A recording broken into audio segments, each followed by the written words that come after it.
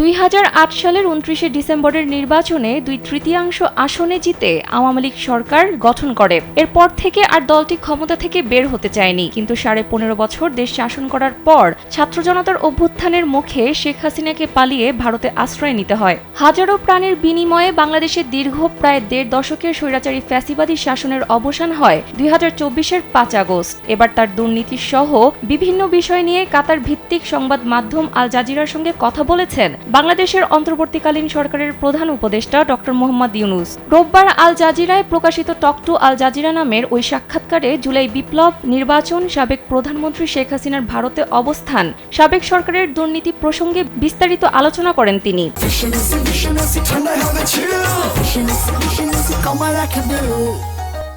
সাক্ষাৎকারে নির্বাচনে আওয়ামী লীগকে অংশগ্রহণের অনুমতি দেওয়া হবে কিনা সে প্রশ্ন করেছিলেন আল জাজিরার উপস্থাপক। জবাবে প্রধান উপদেষ্টা বলেন, এই প্রশ্নের জবাবের একটি অংশ আওয়ামী লীগকে নির্ধারণ করতে হবে।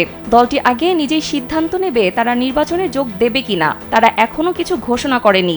তাছাড়া নির্বাচনের সময় নির্বাচন কমিশন কি প্রতিক্রিয়া দেয় সেটা সহ অন্যান্য বিষয় রয়েছে বলেও উল্লেখ করেন তিনি। তাহলে প্রধান উপদেষ্টা আওয়ামী লীগের নির্বাচনে অংশ নেওয়ার বিষয়টি নির্বাচন কমিশনের ওপর ছেড়ে দিচ্ছেন কিনা সে প্রশ্ন সাক্ষাৎকারে উঠে আসলে জবাবে বলেন, অন্যান্য দল আছে যারা বলতে পারে যে এই আইনের অধীনে তারা নির্বাচনে অংশগ্রহণ করতে পারবে না।